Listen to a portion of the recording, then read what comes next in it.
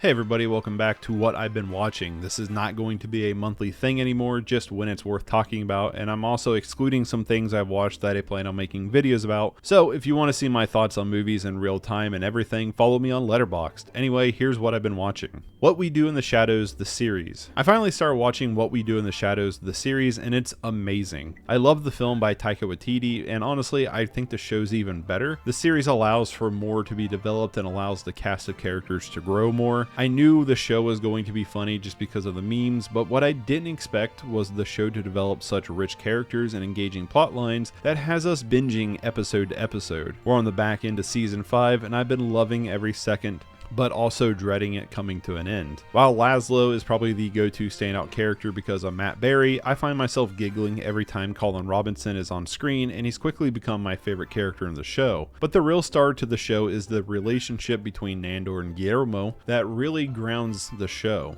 I definitely can't recommend this one enough, and I don't know what I'll do myself when I finish it, but I can't wait to finish it. King of the Hill is one of my all-time favorite shows, and I've watched it in its entirety a handful of times. It's an ultimate comfort show for me, and I've always felt like they left too much on the table to call the series to an end. But as the years went by, I felt like they had too much time in between to be able to actually bring the show back, especially with so many of the original cast members dying off. So when they announced a comeback, I was hesitant to say the least. While the first episode back for the King was a little stumbling, trying to catch its footing, as the season progressed, I felt right back at home in Ireland. The season finds a way to bring these old characters up to date that feels completely natural for the characters rather than being forced, which is what helps balance the show out. Everyone feels like this is where they would be in the story at this time, which feels super rewarding for longtime fans. Mixing that with the idea to actually age the characters, allowing the kids to grow up, adds a lot of dynamic to the series. The series also tackles the old meets the new generation with sincerity instead of cheap lame jokes that can lead to not only humorous moments but also character growth and heartfelt moments that were great to see. I genuinely can't wait to see where the next season goes, and if it's anything like this season, King of the Hill will hold its title as potentially the greatest show ever created in my eyes. Something I really wanted to cross off my list was some of the Ernest movies, and I did that thanks to this cheap box set I found at Half Price Books. Ernest is a character I've seen pop up a lot but never sat down to watch any of them till now. Ernest Goes to Camp finds Ernest P. Worrell as a groundskeeper maintenance man at a campground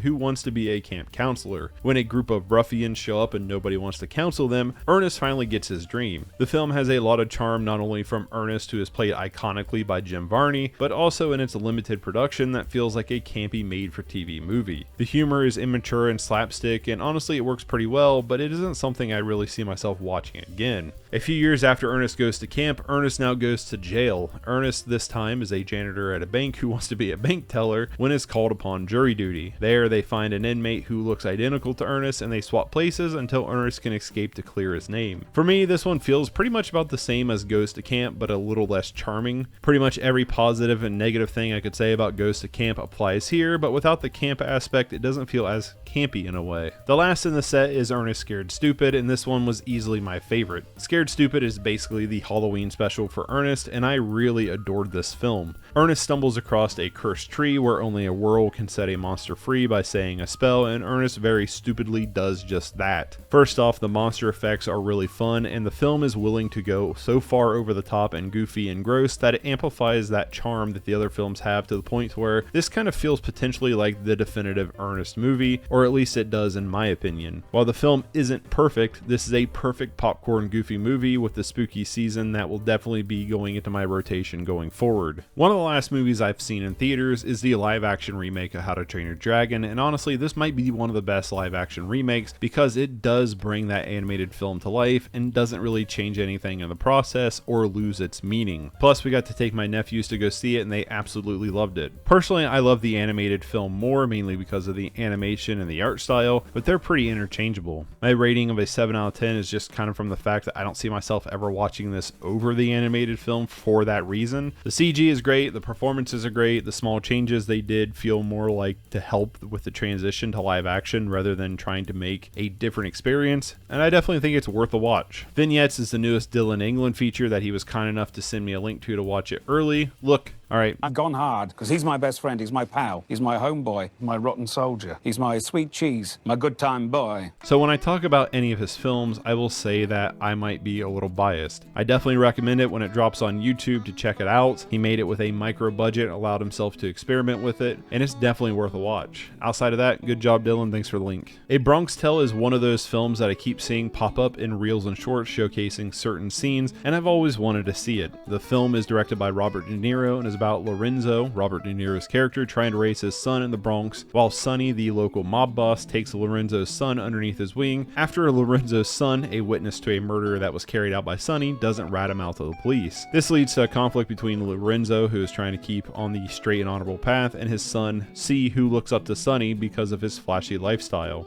The glue to A Bronx Tale is the fantastic performances by the entire cast. De Niro is incredibly powerful here with some amazing scenes, but so does Sonny, played by Chaz Palminteri. The film's biggest hang-up is just the way the film jumps time, where not only do we bounce from set piece to set piece, but also a large time jump that doesn't feel quite natural. Still though, if you're a fan of crime drama or mobster films, this is a must watch. Outside of that, I think the film is completely worth watching just for the performances alone, and I personally loved it. Come Play was a horror movie my wife wanted me to check out after she enjoyed it, and honestly, this is a pretty cool under the radar film about a boy whose tablet opens up a mysterious story that lets a creature into his life. If you've ever seen Lights Out, then you're in familiar territory here. The film echoes lessons on children and technology that boils into some genuinely creepy moments, even if the CGI at times leaves a little bit to be desired. The film also has some really cool visual moments that adds a nice presentation flair as well. Plus, the ending was really unique and honestly kind of made the film stand out. The child performances are all over the place, from being pretty good to pretty bad. This is a pretty cool little horror film worth checking out. The Luckiest Man in America shows why I think Paul Walter Hauser is seriously one of the most underrated actors currently working. He is a powerhouse in the film that holds the entire film together. What I also really like about the film was how much tension and suspense it could build with very little to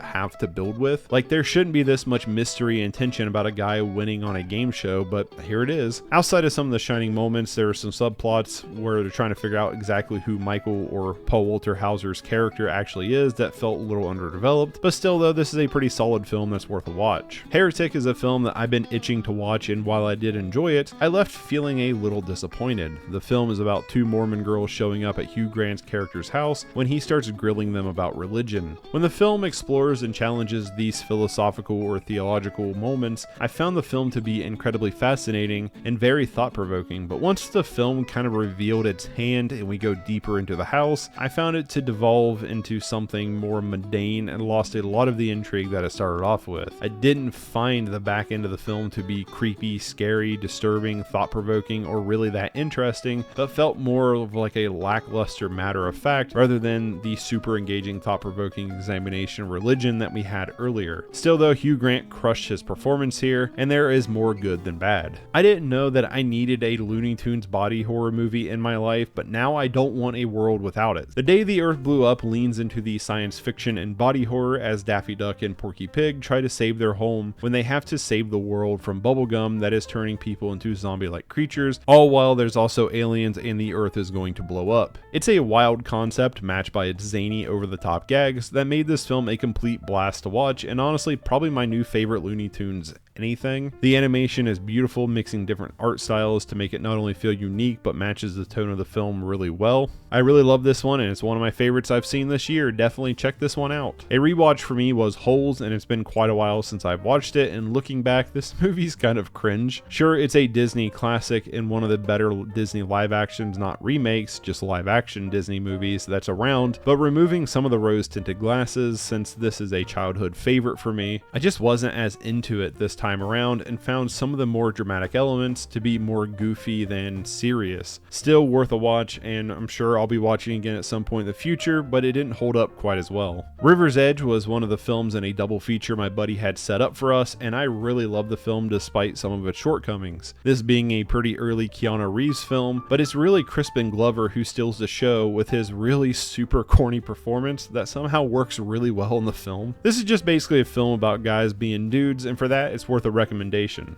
Red Rock West was the second film in my buddy's double feature, a Nick Cage film that I didn't even know existed. The film also stars Dennis Hopper and is about Nick Cage's character coming into town for work when he is mistaken for a hitman that is hired by the sheriff to kill his wife. But when the real hitman rolls into town, we now have a conundrum of how Cage and the sheriff's wife are going to escape this sticky situation. The film is a mixture of campy goodness and lulls that makes the pacing feel really uneven, but does have enough twists and turns to keep you engaged through its runtime despite a really boring and repetitive score. Cage and Hopper are great and bounce off each other really well, and if you're a fan of Cage, then give this one a shot, but I could also see why this has kind of stayed under the radar. Sinners is one of my most anticipated films of the year. It's very rare we get a vampire movie, but also set it in the South during Prohibition times and root it in culture, and I'm all in. Thankfully, Sinners hits the nail on the head and delivered not only on the wild violence of a gangster meets vampire movie, but also on the heart and soul of the period piece drama. Michael B. Jordan does an amazing job pulling double duty. He genuinely feels like two different people, and the film does an amazing job at developing every character we see on screen to allow you to emotionally connect with them, but also makes them feel like real characters within this world. The film is drenched in style with its gorgeous cinematography despite the Nolan-esque aspect ratio changes. Outstanding wardrobe and set design and amazing score helps tie all the presentation together. There's also a super impressive wonder that ties the narrative themes together so well as a standout scene in the film that I was genuinely really impressed with. I am curious to see how the film stands up on a second viewing, but honestly I really enjoyed this one and definitely recommend it. I recently got the Arrow video release of Inglourious Basterds off a couple of close friends, and that means it was time for a rewatch. Inglourious Basterds is still probably my favorite film from Quentin Tarantino, and I've seen it a handful of times. To me, this is a timeless masterpiece from start to finish that gracefully carries between tone and style to create what I would consider the ultimate Tarantino experience and one of the best blockbusters to exist. If you haven't seen this, this is a film to me that is a must watch at least once before you die. I also checked out a couple of short films by Ian Wang. These were sent to me by Nikki Kapadia, not sure if I'm saying his last name right, who I've met through Dylan England. Nikki has collaborated with Dylan in the past and stars in both of these short films as well. Honestly, I found both of these short films to be fantastic, both Break Room and Under the Roof, and it makes me really want to keep an eye on Ian Wang moving forward. I have kind of the same feeling from these two short films about Ian as I have about Dylan, which is I think these are two directors that's really going to do amazing things in the world of film, and if I'm not sure when these are really coming out, but when they come out, definitely check these out. I didn't know Donkey Kong Country: The Legend of the Crystal Coconut even existed, and now after watching it, I feel like I've entered a new chapter in my life. I grabbed this one on VHS, this being a compilation of episodes from the Donkey Kong Country animated series, which apparently existed, and the episodes are loosely tied together to form an unholy feature-length adventure that was an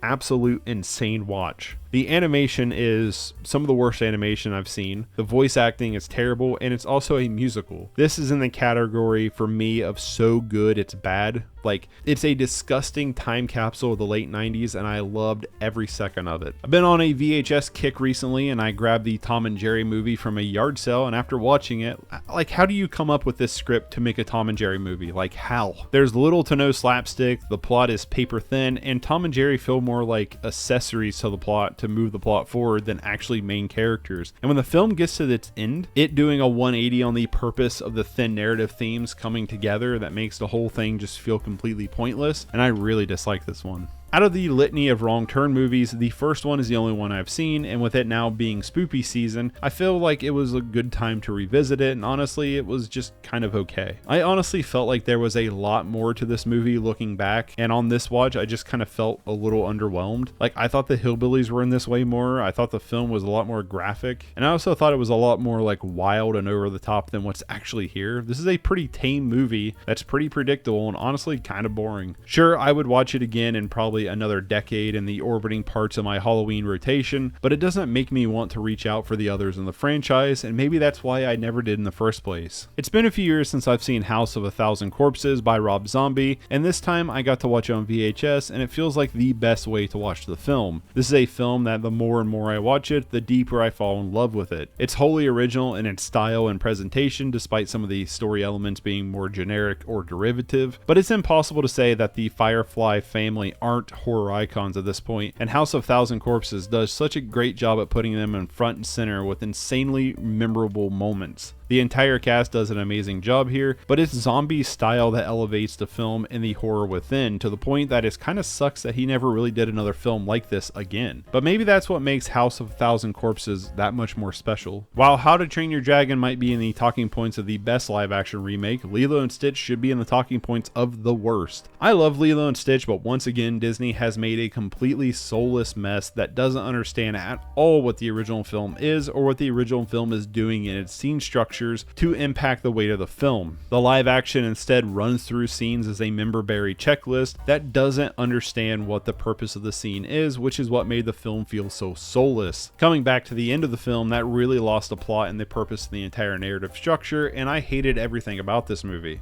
The Ugly Stepsister is a brutal and grim version of Cinderella told from the perspective of the evil stepsister that is a mixture of gut-wrenching body horror and depressing beatdown on humanity that is as enthralling as it is disgusting, and I mean that in the best way possible. The film is beautifully shot with an amazing score, but Leah Miron, who plays Elvira, is so incredibly good as the lead. This to me is one of the best horror films I've seen in 2025, and I really hope we get a physical release in the US. Definitely check this one out. A rewatch for me is Spider Baby, or The Maddest Story Ever Told. So far I've only seen 2 Jack Hill films, this and Pit Stop, and both I would highly recommend. For me, Spider Baby feels like the main thesis that House of a Thousand Corpses is working off of, but has its own unique heart and charm that makes it feel like a legendary classic horror film, even if it still remains mostly underground. The film follows a caretaker and 3 siblings who have a disease that regresses their mentality when distant relatives and a lawyer show up. They find a house of horrors, but Lon Chaney Jr., who plays the caretaker, holds a heavy heart that grounds the film in a really sad way that bolsters the horror. Sure, this is a B horror film from the late 60s, so you're not going to get like House of a Thousand Corpses level of gore or anything, but what we do have here is 3 uniquely unsettling characters that makes the viewer uneasy as they're on screen. To me, this is a film that's damn near a masterpiece and one of the best horror offerings from the 60s. The last film I'm going to talk about is The Last Unicorn. I love dark fantasy and I love animated features on VHS. Win-win for The Last Unicorn. It was a solid watch, if not anything super special to me. The animation looks beautiful, and this is directed by Bass and Rankin, who famously has done those classic stop-motion holiday films. The Last Unicorn, though, stars voice talents of Mia Farrow, Alan Arkin, Angela Lansbury, Robert Klein, and Christopher Lee, and Jeff Bridges, so you can tell that this is a stacked cast. The story follows the Last Unicorn, who is looking to find out what has happened to her kind as she travels through different perils. She meets a cast of characters to follow her on her hero's journey. This feels like a film that if I watched it as a kid, I would have been obsessed with it, but as an adult, it just kind of has some janky pacing that really made the film feel much longer than it actually was, along with plot lines that really felt like they didn't go anywhere. However, I do think this one's worth a watch, and at some point I would watch it again. It might go up on a second viewing, but I could easily see why this is some people's favorite childhood film. And that was everything I've watched here recently. That was a bit of a list to get through, and I hope you enjoyed the video. If you have, you can do all the YouTube stuff. You know what to do. I will see you next time. Bye.